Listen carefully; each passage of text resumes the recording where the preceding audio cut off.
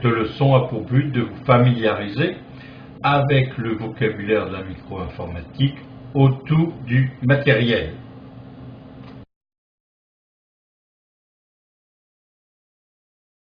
Un micro-ordinateur, computer en anglais, est une machine qui traite électroniquement des données. Le traitement est sous le contrôle d'un programme. Un superprogramme gère l'ensemble des programmes et s'occupe des relations avec les différents composants matériels et logiciels. C'est le système d'exploitation, Operating System en anglais, et l'acronyme c'est OS.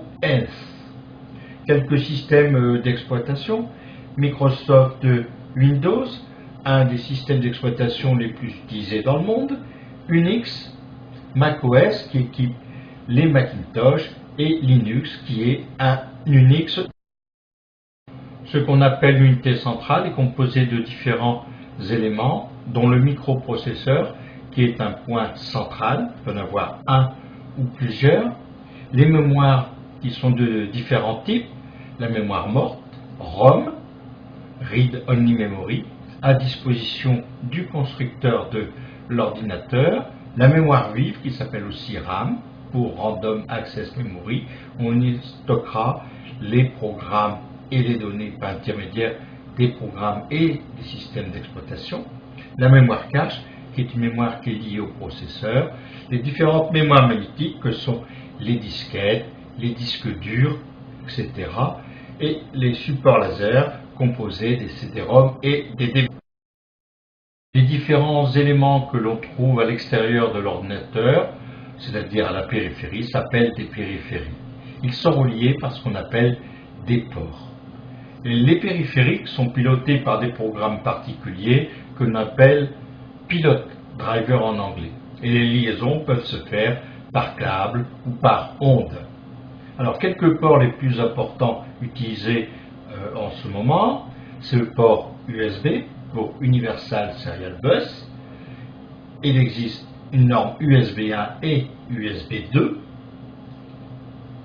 Le port FireWire ou IEEE 1394, il existe deux normes, la FireWire 400 et la FireWire 800. Et le port série pour les périphériques lents qui tentent à disparaître au profit de l'USB. Le port parallèle, pareil, pour imprimante, tente aussi à disparaître au profit de l'USB. Et le port SCSI pour certains disques durs, là aussi, il tente à disparaître. Voyons quelques câbles et quelques ports reliés à un PowerPC G4. On a les ports USB, le haut-parleur, et ici donc un microphone. Et sans oublier la prise de téléphone pour relier au réseau téléphonique classique. Voici, disons, un port USB d'une imprimante. Ici, il s'agit d'une Epson Stylus Color 880.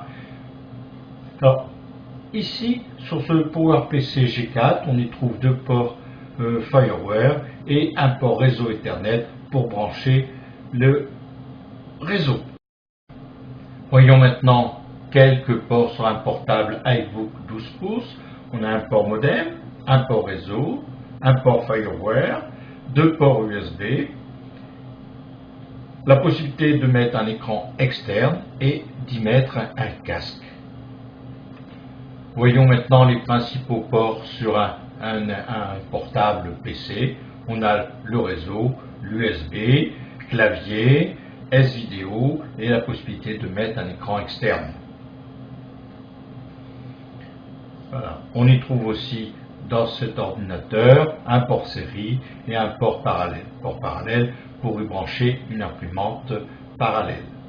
Donc le port parallèle, c'est ce que l'on trouve ici sur une imprimante, dans le cas présent Epson Stylus Color 880, qui est une imprimante USB et parallèle.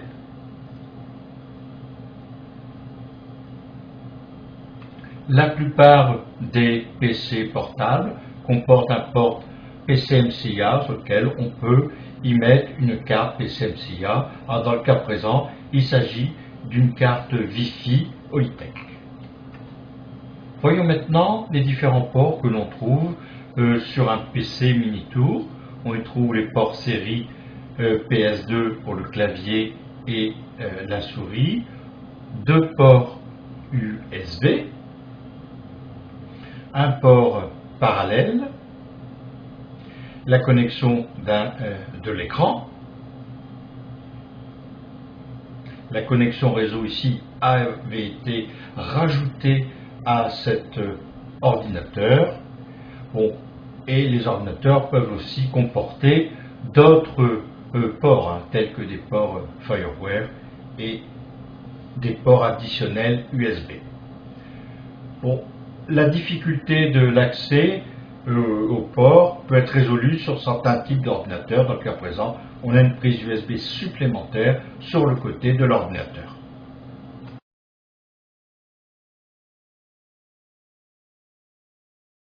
Les touches du clavier sont disposées comme sur une machine à écrire, avec des touches additionnelles telles que les touches de fonction, les flèches, le pavé numérique. La connexion du clavier se fait par le port série ou plutôt maintenant USB, avec ou sans câble, c'est-à-dire en infrarouge ou en Bluetooth. Voyons maintenant un peu le clavier, avec ici d'une part sur la droite le pavé numérique, au centre les touches de déplacement, en haut à gauche les touches de fonction. Sur un portable, les touches sont plus resserrées. On y trouve un dispositif qui s'appelle Trackpad, qui remplace la souris. Bien sûr, il vous est possible de vous rajouter sur le portable une souris, généralement une souris USB. Voici maintenant un clavier Microsoft sans fil. On y trouve des touches de fonction pour y enregistrer donc des favoris pour lancer un certain nombre d'applications. C'est aussi un clavier multimédia qui permet de s'adapter à votre logiciel de musique préféré, iTunes ou Windows Media Player. Pour le grand public, la souris a été introduite par Apple en 1984 sur le Macintosh.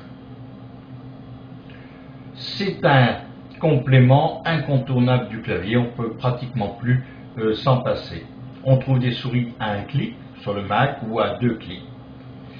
Et éventuellement molette. La connexion se fait série et surtout maintenant USB, avec ou sans fil, et c'est une souris à boule ou optique.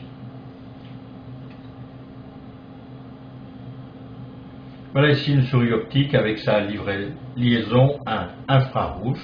D'une part, on met le petit émetteur sur la prise USB et la souris, il faut y mettre des piles. Voici une souris maintenant, vue optique, vue du dessus. Et voilà une souris optique à liaison infrarouge de chez Microsoft.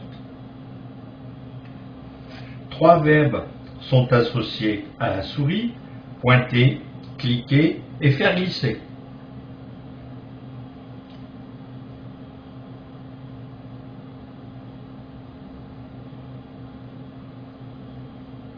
Pointer, c'est déplacer la souris sur la table. Cliquer, vous appuyez et vous relâchez le bouton unique ou le bouton gauche ou le bouton droit de la souris. Faire glisser, vous appuyez sur le bouton sans le lâcher et vous déplacez la souris en déplaçant les objets sélectionnés. Je pointe, je clique. Voilà, j'appuie sur le petit rectangle et il peut se passer quelque chose.